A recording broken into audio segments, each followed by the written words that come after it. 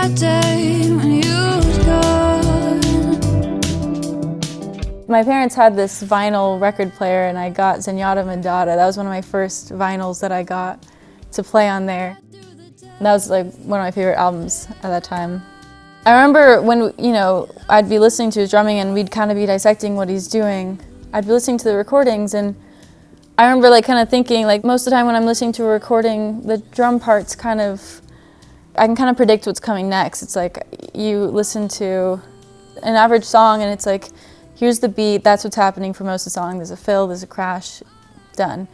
But when you're listening to The Police, he's always taking you for a turn or like, flipping the beat or like, okay, suddenly we're on the ride, suddenly there's a crash. This fill, like, you totally don't expect. So there's kind of this excitement in his drumming.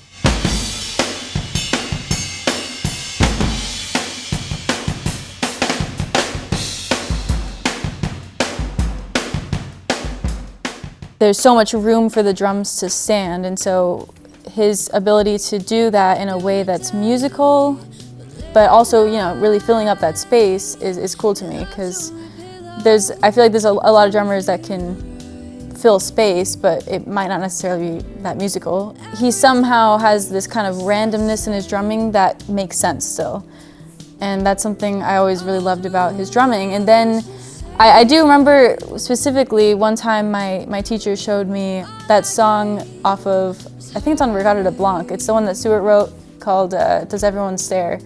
The chords are like really close together and kind of very, not like they're kind of clunky in like a really cool way. They're kind of trotting along, and like it just kind of struck me in a way, and I was like, that's so interesting. He's like, oh yeah, Stewart wrote this one. I'm like, okay, cool. And I listened to that song so many times after that, and I learned the piano part and would like sing it and everything. And I think it was really cool for me to hear how somebody who is, primarily a drummer applies that to his songwriting. And so that's kind of, because at the time I was just starting to songwrite, and so for a long time I was really just drumming, and then around that time when I heard that song, I was 15 or 16, I started singing and songwriting and, trying to put together an album. And hearing another drummer like write a song and like his way of, doing that, I felt like I related to or I connected to.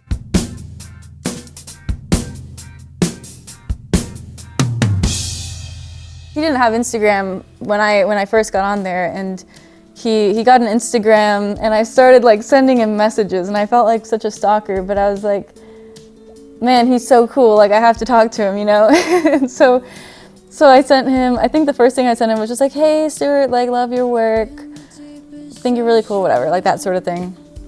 And then I played some beat that was kind of inspired by what he was doing, and so I sent him like that video, and I was like, man, I'm like bugging him, but like every few months I just send him something and just kind of shoot it out there. And then, this is like a couple of years of this, and so I'm like, if I ever like see him at a show, he's gonna be like, oh, it's like that crazy girl, it's like always sending me random crap on Instagram.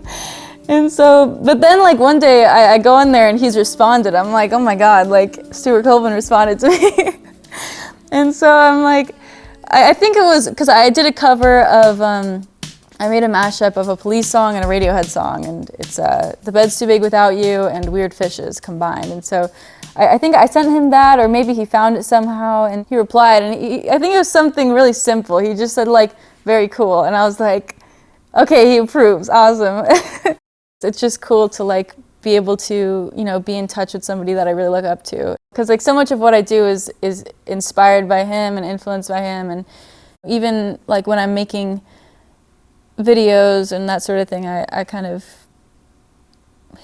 even his visual, creativity has influenced me. I haven't had the opportunity yet to meet Stewart, but I'm hoping that one day I can, and maybe even get to play with him. And maybe that'll happen here at Drum Channel. Who knows? All